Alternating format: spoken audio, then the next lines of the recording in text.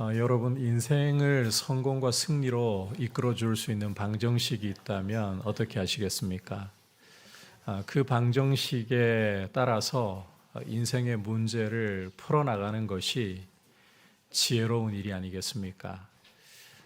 오늘 말씀은 이스라엘 왕위에 오른 다윗이 군사적인 승리를 거두는 내용을 보여주고 있습니다. 이 말씀 안에서 이제 이 승리의 방정식에 대해서 우리에게 보여주고 있는데, 단지 군사적인 승리가 아니라 인생 승리의 방정식을 다윗은 잘 보여주고 있다고 보셔도 무방합니다. 그래서 오늘 우리가 이 말씀을 살펴보면서 무엇이 인생을 참된 성공과 승리로 이끌어 줄 수 있는 것인가, 이 부분을 우리가 메시지를 들을 수 있도록 하려고 합니다. 자, 첫 번째 이 승리의 방정식, 만군의 여호와께서 함께 하시니라는 것입니다. 함께 6절과 7절 말씀 다시 한번 한 목소리로 읽겠습니다. 시작. 왕과 그의 부하들이 예루살렘으로 가서 그 땅 주민 여부수 사람을 치려하매 그 사람들이 다윗에게 이르되 내가 결코 이리로 들어오지 못하리라. 맹인과 다리 저는 자라도 너를 물리치리라 하니 그들 생각에는 다윗이 이리로 들어오지 못하리라 함이나 다윗이 시온 산성을 빼앗았으니 이는 다윗 성이더라. 성경 기자는 다윗이 통일 이스라엘 왕위에 오르고 한 일들 가운데에 가장 먼저는 예루살렘 성을 점령한 것, 예루살렘을 점령한 것을 말씀해주고 있습니다. 이 일은 굉장히 중요하고 기념비적인 일이라고 할 수 있습니다. 왜냐하면 다윗의 때에 이르기까지 이 예루살렘이라는 곳은 여부수 족속이 차지하고 있었기 때문이었습니다. 여러분께서 사사기를 읽어보시면 1장 8절에서 이 예루살렘을 유다 족속이 점령했던 기록을 볼 수가 있어요. 그런데 또 사사기 1장 21절로 건너가 보시면 이 예루살렘을 베냐민 족속이 차지하지 못했다, 또 그렇게 기록하는 것을 볼 수가 있습니다. 무슨 이야기인가 하면요, 이 가나안 정복 전쟁 당시에 이 예루살렘이라는 땅은 유다 지파와 베냐민 지파 경계 지역에 있습니다. 그러니까 이 유다 지파가 이 땅을 잠시 점령하긴 했지만 기본적으로 베냐민 지파의 기업으로 주어져 있어요.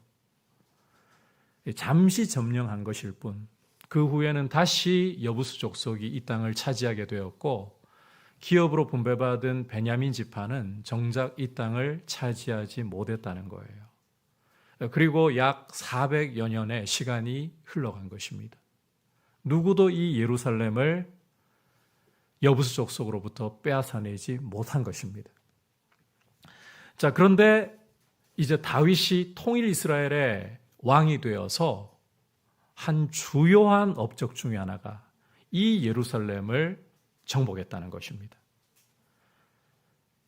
가나안 정복 때로부터 시작해서 약 400여 년 동안에 누구도 점령하지 못했던, 누구도 정복하지 못했던 이 땅을 다윗이 정복을 했다는 거예요. 자, 참고로 성경 기자는 이 예루살렘을 정복하던 당시에 여부수 족속이 다윗을 굉장히 심하게 무시하고 모욕했다는 사실을 오늘 말씀 속에서 보여주고 있습니다.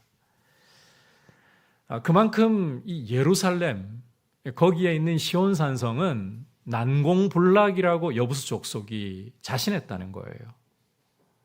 지금껏 이스라엘이 정복하지 못했던 이 예루살렘, 이 시온 산성, 다윗 네가 과연 빼앗을 소냐? 그래서 다윗에게 내가 결코 이리로 들어오지 못하리라. 심지어 맹인과 다리 저는 자라 할지라도 다윗 너쯤이야 얼마든지 물리칠 수 있다. 이렇게까지 다윗을 조롱하고 모욕했습니다. 문자 그대로 맹인이라든지 다리 저는 자가 다윗을 이길 수 있다, 이런 이야기를 하는 게 아니죠. 그만큼 이 예루살렘이라는 것이, 거기에 있는 시온 산성이라는 것이 천혜의 요새이고 난공불락이다, 이걸 자신 있게 이야기하는 것이었습니다. 자, 그런데 성경 기자는 7절을 보시면 간단 명료하게 이렇게 묘사를 하고 있어요. 다윗이 시온 산성을 빼앗았으니 끝이에요.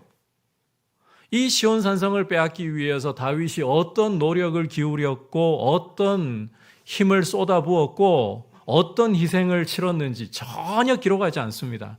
너무나도 간단 명료하게 다윗이 시온 산성을 빼앗았으니, 여러분, 이 간단한 묘사를 통해 성경 기자가 무엇을 강조하려고 하는 것입니까?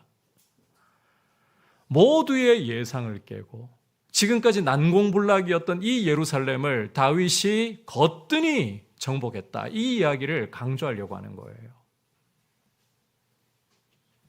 거뜬히 예루살렘을 정복했다. 그 결과 이제 시온산성은 단순히 시온산성이 아니라 7절 끝부분과 9절을 보시면 다윗성이 되었다라고 말씀하고 있습니다. 다윗이 성곽을 더 둘러싸아서 이제 다윗성으로, 왕궁으로 삼은 거예요. 그리고 이 예루살렘은 통일 이스라엘의 수도로 삼습니다. 여러분, 그간 이스라엘이 정복하는 데 실패했던 이 예루살렘을 정복해서 수도로 삼았다. 더욱이 이 예루살렘이 베냐민 지파의 땅이라고 했잖아요. 이 베냐민 지파의 땅을 통일 이스라엘 나라의 수도로 삼았다. 이게 보여주는 것은 다윗이 이스라엘을, 전 나라를 잘 아우르는 통치자가 되었다는 것입니다. 여러분, 한번 생각을 해보십시오.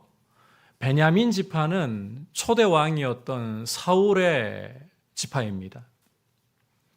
이 지파가 차지하고 있던, 차지하지는 못했죠, 엄밀하게. 이 지파의 기업이던 예루살렘을 다윗이 정복해서 수도로 삼았다.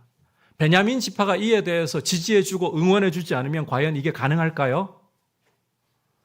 베냐민 지파가 따라왔다는 거예요, 그것에 대해서. 이렇게 사울의, 초대왕 사울을 지지하던 베냐민 지파가 다윗에게 따라와 준다면 나머지 지파들은 더 이상 볼 것 없다는 거예요. 다윗을 다 지지하고 따라온다는 것입니다. 그만큼 다윗이 통일 이스라엘의 왕으로서 나라를 잘 통치하고 아주 굳건하게 나라를 잘 세워가고 아우르고 있었다, 이렇게 보여주고 있는 거예요. 자, 이렇게 나라를 내적으로 잘 단도리하고 나라가 잘 되도록 통치하고 있는 것은 밖으로도 드러나는 일이 되었습니다. 그 결과 어떠한 일이 따라오느냐, 11절 함께 읽어보도록 하겠습니다. 시작. 두로왕 히람이 다윗에게 사절들과 백향목과 목수와 석수를 보내매 그들이 다윗을 위하여 집을 지으니. 자, 함께 읽은 말씀을 보시면 두로왕 히람이 사절들을 보내서 다윗을 위해서 궁궐을 지어주었다, 이렇게 말씀을 하고 있습니다. 여러분, 두로왕 히람이 아무 이유도 없이, 아무 계산도 없이 사절을 보내고 다윗을 위해 궁궐을 지어준다, 말이 되는 이야기겠습니까? 아니죠. 이 두로왕이 이스라엘을, 다윗이 통치하고 있는 이 이스라엘을 유심히 관찰을 해보니까요, 나라가 다윗이 왕위에 오르고부터는 점점 강성해져 가고 있는 거예요. 나라의 내실이 굉장히 좋아져 가고 있는 거예요. 이걸 볼 때 이스라엘과 친한 것이 앞으로 두로의 미래를 위해서도 굉장히 큰 이익이 되고 유익할 것이다. 그래서 이 두로 왕은 사절을 보내고 다윗을 위해서 백향목으로 궁궐을 지어주는 것입니다. 백향목 그러면요, 당시 최고의 건축 재료입니다. 자, 이제 여기에서 우리가 한번 질문을 좀 던져볼 필요가 있을 것 같습니다. 여러분, 다윗은 어떻게 해서 이 이스라엘 정복 시대부터 자신의 전임자였던 사울 때까지 누구도 정복하지 못한 이 예루살렘을 이렇게 거뜬히 정복해낸 것인가? 그 비결이 무엇인가? 더욱이 두로왕 히람이 이스라엘의 내실이 잘 다져지는 모습을 보면서 다윗을 위해 왕궁을 지어줄 정도로 어떻게 이렇게 통치를 잘할 수 있었던 것인가? 바꿔 말하면 다윗은 어떻게 해서 이런 성공과 승리의 인생을 살아갈 수 있었던가? 그 방정식, 그 비결이 도대체 무엇이란 말인가? 오늘 10절에서 그 이유를 이렇게 말씀하고 있습니다. 10절 함께 한 목소리로 읽어보겠습니다. 시작. 만군의 하나님 여호와께서 함께 계시니 다윗이 점점 강성하여 가니라. 여러분, 다윗이 점점 강성해 갈 수 있었던 이유. 외부에서 이스라엘을 들여다볼 때 이 나라와 친해지고 동맹관계를 맺는 것이 우리나라에게도 유익하겠다라고 판단을 할 수밖에 없을 정도로 나라가 점점 강해지고 다윗이 점점 강성해질 수 있었던 이유, 그것은 만군의 하나님 여호와께서 다윗과 함께 하셨기 때문이다. 만군의 하나님 여호와께서 함께 하셨기 때문이다. 그리고 이것을 또 증명해주고 있는 중요한 내용이 오늘 말씀 속에 13절부터 16절까지에서 제시가 되고 있습니다. 여러분께서 오늘 말씀 그 군사적인 승리에 대한 내용이 앞뒤에 있는데 그 가운데 갑자기 다윗이 예루살렘에서 얻은 처첩들과 특히 아들들 명단이 기록되어 있는 거 보실 겁니다. 이 군사적인 승리들 사이에 갑자기 왜 다윗 아들들 명단이 기록이 되어 있을까? 이런 의구심이 일어나는 분들도 계실 거예요. 자, 그런데 여러분, 지난번에도 제가 한번 말씀드린 바 있습니다만 시편 127편 3절을 읽어보시면 자식은 여호와께서 주신 상급이고 기업이라고 말씀하는 것을 읽을 수가 있어요. 그래서 이 자식이 많은 것이 고대에는 힘이라는 거예요. 능력이라는 거예요. 하나님이 복을 주시는 가장 확실한 증거 중에 하나라는 거예요. 여러분, 다윗이 이렇게 하나님이 함께 주심으로 강성해지는 그 증거로 제시하고 있는 게 예루살렘에서 낳은 아들들 그 명단인 겁니다. 그만큼 다윗은 하나님이 함께 주심으로 복을 누리고 있고 강성해져 갈 수밖에 없었다는 거예요. 여러분, 누구와 함께 하느냐? 누구와 함께 하느냐? 이게 인생의 성패를 가르는 중요한 방정식입니다. 하나님과 함께 하는 것이 인생의 승리를 가져올 수 있는 비결이라는 것입니다. 여러분, 누구와 함께 하고 계십니까? 돈과 함께하면 인생이 펴지고 승리할 것이라고 생각하는 경우들이 종종 있습니다. 돈 좀 원 없이 쓸 수 있는 여유가 있어 봤으면. 남들이 휘두를 수 없을 만큼 큰 힘과 권력을 휘두를 수 있는 지위가 함께 한다면 그게 내 인생의 승리가 될 수 있을 건데 지위가 나를 승리하게 해줄 것이라고 생각할 때가 종종 있습니다. 그런데 여러분, 과연 돈이 우리 인생을 승리로 이끌어갈까요? 과연 권력과 지위가 우리 인생을 승리로 이끌어줄 수 있을까요? 잠시 동안은 그러한 현상들을 목격할 수가 있습니다. 돈이 있으면 성공하고 승리한 것 같습니다. 지위가 있으면 분명 성공하고 승리한 것 같습니다. 그런데 여러분, 저도 대한민국 사람으로서 잘 되었으면 하는 바람인데 글로벌 기업 삼성의 현주소를 보십시오. 지금 계속해서 삼성 위기설이 돌고 있습니다. 극단적인 개혁이 이루어지지 않으면 삼성 굉장히 어려워질 것이라고 지금 전문가들이 다 예측하고 있습니다. 한때 잘 나가던 주가가 오만전자 겨우 버티고 있잖아요. 여러분, 우리 대한민국의 대통령을 보십시오. 지위로 따지자면 대한민국에서 이보다 더 높은 분이 어디 있습니까? 그런데 지금 어떤 형편에 있습니까? 돈이 지위가 우리를 승리로 이끌어 줄 것이라고 생각하고 돈과 함께하고 지위와 함께 한다고 잘 될 것이라고 생각해서는 안 됩니다. 다윗은 분명히 보여주고 있어요. 여러분, 원래 목동에 지나지 않았던 다윗이 이렇게 성공적이고 승리하는 인생으로 올라설 수 있었던 이유는 여호와께서 함께 하셨기 때문이다. 하나님과 함께하는 것이 승리의 방정식이라는 사실을 우리 가슴에 새길 수 있기를 축복합니다. 하나님이 함께 하셔야 되는 삶이, 하나님이 함께 하셔야 삶이 승리로 갈 수가 있는 거예요. 그게 승리와 성공의 방정식인 거예요. 그러면 어떻게 하나님과 함께 할 수 있습니까? 여러분, 하나님을 가까이 하십시오. 그러면 하나님이 여러분을 가까이 하십니다. 우리가 이 구원 얻는 것은요, 우리 힘으로 할 수 있는 문제가 아니에요. 여러분께서 에베소서 2장을 보시면 우리는 과거 허물과 죄로 죽었던 사람들이었습니다. 하나님을 찾는 것 자체가 불가능해요.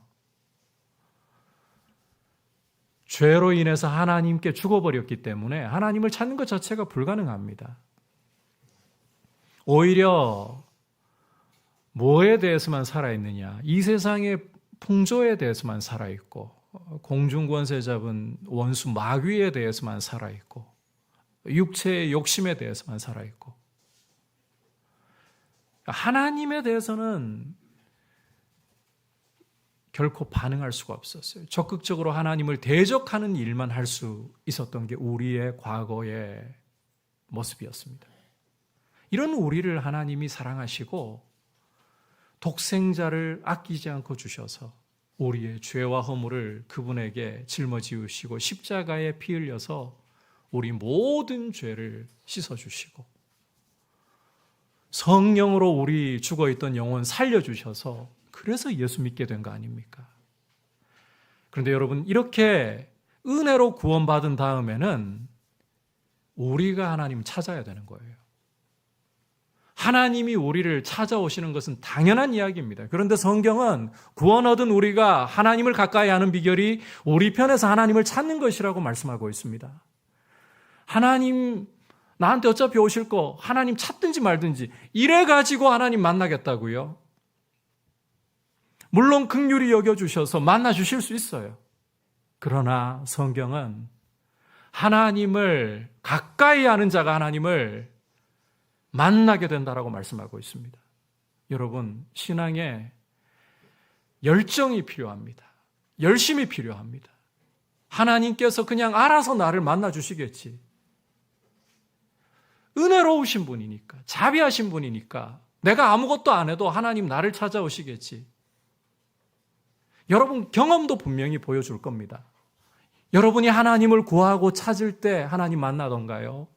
그냥 하나님 어차피 나를 찾아오실 거, 하나님 찾지도 않고 오히려 죄 짓는 자리에 있을 때 하나님 만나던가요? 예배의 자리에서 여러분이 하나님을 구할 때에, 기도의 자리에서, 말씀의 자리에서 하나님 구할 때 하나님 만나지 않던가요? 여러분, 그런 분이 없기를 바랍니다만 나이트클럽에 가가지고 하나님 만나겠습니까? 절에 가가지고 거기서 불상 앞에 앉아가지고 하나님 만나겠습니까? 하나님 신비로운 일을 하실 수도 있지만 여러분 경험이 이야기할 겁니다. 주님을 찾을 때에 주님 만나주십니다. 하나님을 가까이 하십시오. 하나님이 여러분을 가까이 하시고 여러분의 인생을 승리로 써나갈 수 있는 방정식을 여러분들에게 펼쳐주실 줄 믿습니다. 이제 두 번째로 승리의 방정식. 자, 이 승리의 방정식을 넘어서서 승리를 이어갈 수 있는 방정식이에요. 그게 무엇이냐? 하나님을 인정하는 것입니다. 하나님이 하시는 일을 아는 것입니다. 다윗의 경우는 승리를 얻는 비결을 알 뿐만 아니라 그 승리를 유지하는 법도 아는 사람이었습니다. 함께 우리가 12절 말씀 한 목소리로 보도록 하겠습니다. 시작. 다윗이 여호와께서 자기를 세우사 이스라엘 왕으로 삼으신 것과 그의 백성 이스라엘을 위하여 그 나라를 높이신 것을 알았더라. 자, 성경 기자는 다윗이 알았다라는 사실을 우리에게 중요하게 보여주고 있는데 두 가지 사실을 알았다라고 말씀을 하고 있습니다. 하나는 여호와께서 자기를 세우사 이스라엘 왕으로 삼으셨다는 사실을 알았다. 다른 하나는 여호와께서 그의 백성 이스라엘을 위해서 그 나라를 높이신 것을 알았다.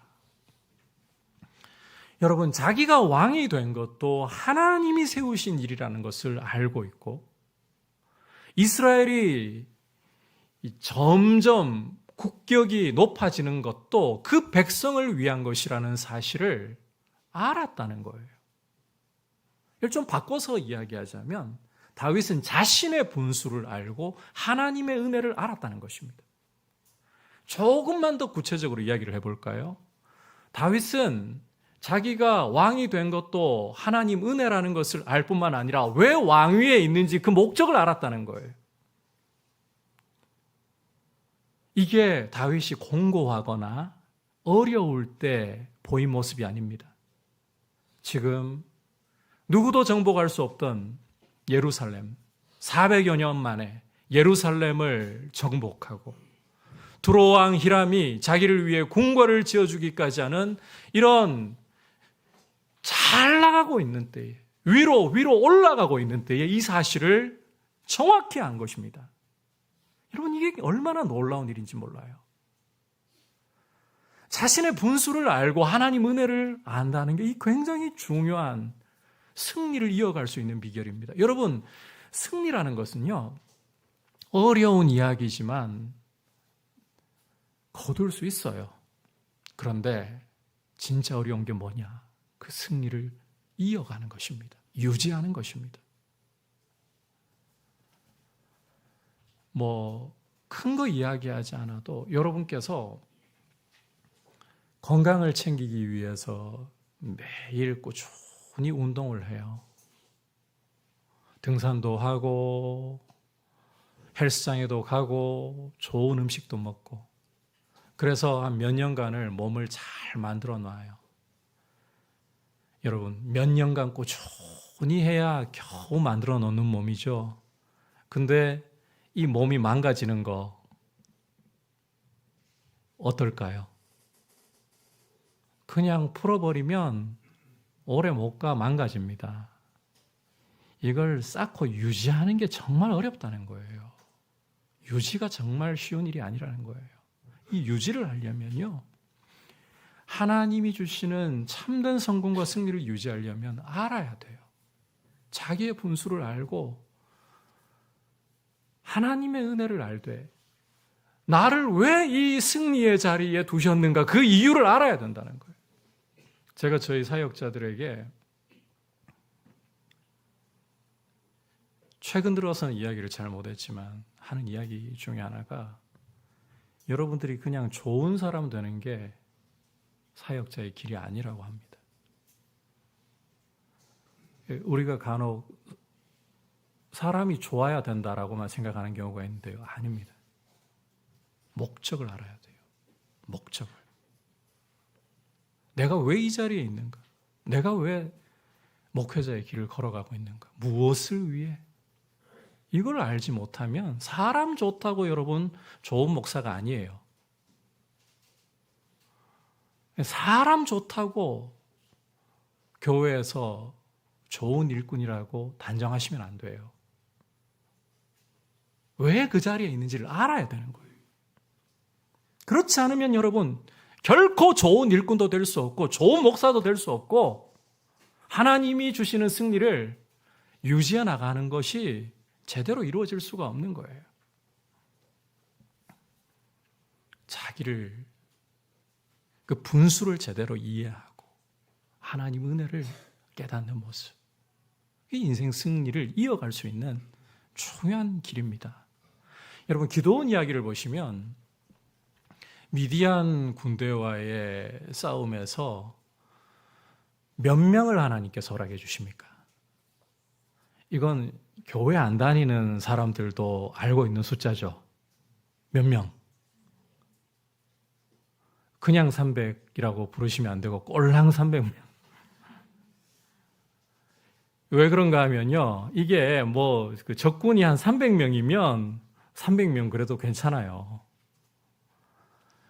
미디안 군대 숫자가 얼마쯤 되는 줄 혹시 아십니까? 이건 다 알고 계시는 숫자가 아닐 것이기 때문에 이해합니다. 자그마치 13만 5천이에요. 13만 5천을 상대하는데 300명. 처음에 기드온이 나팔을 불어서 이스라엘 군사들을 모집할 때 3만 명이 몰려들었어요. 그런데 하나님께서 숫자는 너무 많다. 두려워 떠는 자 돌아가라 해버리니까 얼마 돌아갑니까? 2만 명 돌아가 버리고 10,000명 남는 거예요. 13만 대 만. 이게 상대가 될까요? 쉽지 않은 이야기예요. 불가능하지는 않겠지만 쉽지 않은 이야기예요. 그런데 하나님께서 이것도 너무 많다 그러시는 거예요. 그리고는 시냇가로 데리고 가시더니 300명만 남겨주시는 겁니다. 와, 기드온의 입장에서는 이거 죽을 맛이죠. 근데 여러분, 왜 이렇게 하셨을까요? 하나님이 그 이유를 뭐라고 하실까요? 너희 숫자가 많으면 너희 스스로 힘이 센 줄 알아서, 너희 힘으로 미디안을 이긴 줄 알아서 내 은혜를 모를 것이기 때문이다 라고 하십니다.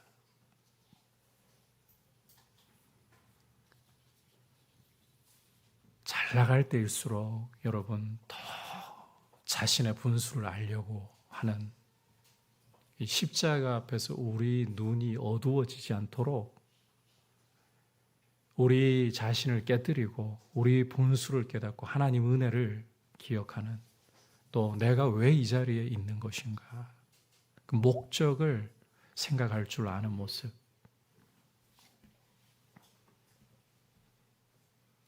여러분, 그러한 은혜를 주님이 여러분에게 주시기를 축복합니다. 그게 승리를 이어갈 수 있는 모습이에요.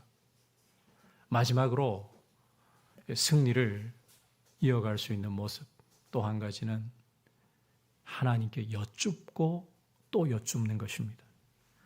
자, 17절부터 25절까지 오늘 말씀을 보시면 다윗이 이스라엘 왕위에 오르고 난 후에 맞닥뜨린 큰 위기 두 차례를 보여주고 있습니다.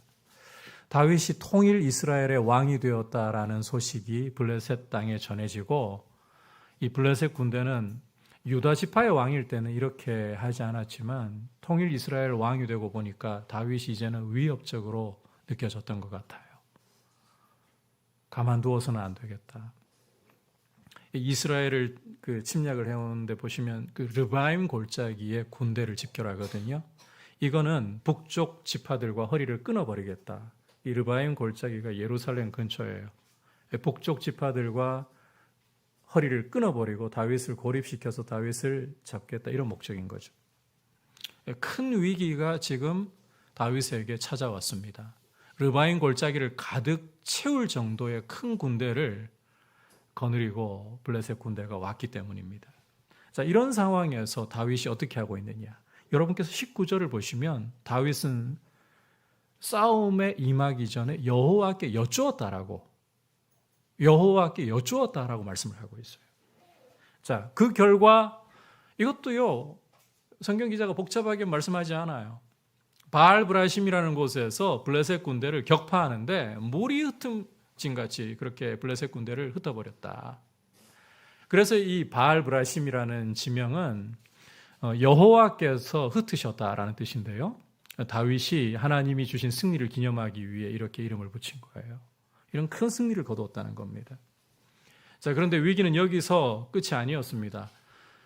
이렇게 다윗에게 격파당한 블레셋은 또다시 군대를 모아가지고 르바임 골짜기를 가득 채울 정도로 모아가지고 재차 침략을 했습니다.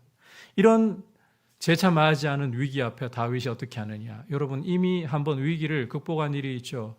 그럼에도 불구하고 다윗은 똑같이 23절을 보시면 똑같이 여호와께 여쭈었다라고 말씀을 하고 있어요. 그래서 이번에는 하나님께 작전 지시를 받아가지고 뽕나무 위에서 소리, 걸음걸이의 소리가 들리면 싸우라. 그런 작전 지시를 받아가지고 이 블레셋을 격파하고 승리를 거두는 겁니다.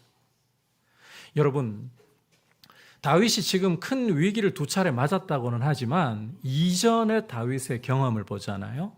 다윗은 블레셋 군대와의 싸움에서 져본 일이 한 번도 없었습니다. 여러분이 사무엘상을 읽어보시면 다윗이 블레셋 군대와 싸우러 나갈 때마다 항상 승리했습니다.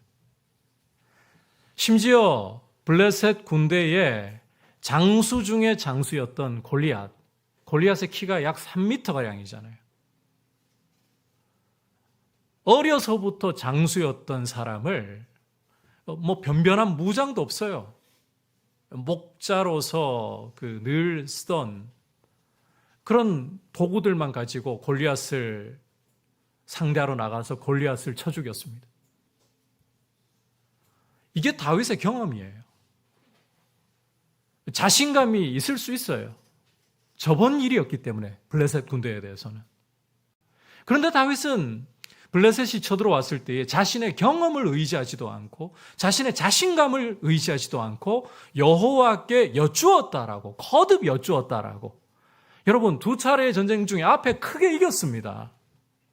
그러면 뒤에 어차피 이길 수 있는 전쟁 앞에도 이겼잖아. 그러질 않아요. 하나님께 여쭙는 거예요.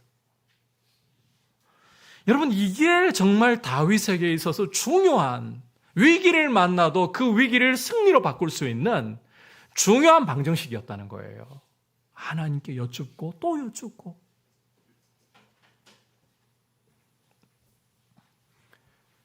여러분은 인생의 문제를 풀어나갈 때 어떻게 하십니까? 우리에게는 경험과 지혜와 자신감이 있을 때에는 그걸 따라가려고, 그걸 의지하려고 하지 않습니까? 하나님께 여쭙는 것이, 겸손히 하나님 앞에 자기를 낮추는 것이 정말 승리의 방정식이라는 사실을 오늘 다윗을 통해 꼭 보셨으면 좋겠습니다. 여러분, 인생의 문제를 해결하기 위해 하나님을 찾을 때 하나님은 여러분을 결코 외면하지 않으십니다. 여러분들이 현상적으로 경험하는 것은 하나님이 외면하시는 것 같은 답답함일 때가 참 많을 겁니다. 목사님, 기도해도 지금 제가 부딪혀 있는 문제가 풀어지지를 않아요. 목사님, 기도해도 병이 낫지를 않아요. 목사님, 하나님께 간절히 기도해도 지금 돈의 문제가 해결이 되지를 않아요. 기도를 해도 내 인생에 꼬여있던 문제들이 풀어지지를 않는데 정말 하나님이 내 문제를 듣고 계시고 응답하시는가요? 여러분, 듣고 계십니다. 하나님은 여러분을 사랑하시고 긍휼히 여기고 계십니다. 여러분이 하나님 찾기 전에 하나님이 예수 그리스도 안에서 찾아오셨고 예수 그리스도의 십자가로 하나님을 아버지라 부를 수 있도록 은혜의 보좌 앞으로 달려갈 수 있도록 길을 열어주셨고 이제 하나님께서는 여러분들이 인생의 문제를 가지고 어떤 것이든 종류 상관없어요. 어떠한 문제이든 간에 하나님께 여쭈면서 인생을 풀어가기를 원하고 계십니다. 우리의 경험도, 우리의 지혜도, 우리의 자신감도 의지하지 말고 하나님께 여쭙는 겸손함으로 하나님께 우리의 인생을 맡겨드릴 수 있기를 축복합니다. 그럴 때 하나님께서는 우리의 인생을 위기를 만나도 승리로서 역전시켜 주시는 승리의 방정식으로 우리를 이끌어 가시는 것입니다. 그래서 여러분들의 삶이 주님과 함께 다윗처럼 주님이 주시는 승리를 맛보면서 무엇보다도 주님의 그 높고 위대하심을 삶 속에서 경험하고 드러내는 존귀하고 귀한 삶이 되시기를 주님의 이름으로 축복합니다. 오늘 다윗을 통해 인생 승리의 방정식이 무엇인가 보았습니다. 첫 번째는 하나님과 함께하는 것입니다. 돈이 아니라, 여러분, 돈이 주어지면 하나님께서 나한테 재물을 맡기시는구나. 하지만 이게 인생의 승리의 방정식은 아니야. 어떻게 써야 할지 하나님 잘 쓰고 죄에 빠지지 않도록 하나님 기쁘시게 하도록 잘 쓰게 하옵소서. 돈과는요, 잘 써야 되는 것이지 함께 하는 게 아니에요. 하나님과 함께 하시는 것입니다. 두 번째는 이 승리의 유지의 비결인데, 나의 분수를 알고 하나님이 은혜로 내 삶을 이끄신다, 이걸 깨닫는 것입니다. 마지막으로는 하나님께 여쭙고 여쭙는, 그럴 때 위기도 승리로 바꾸시는 하나님의 역사를 여러분 경험하게 되실 줄 믿습니다.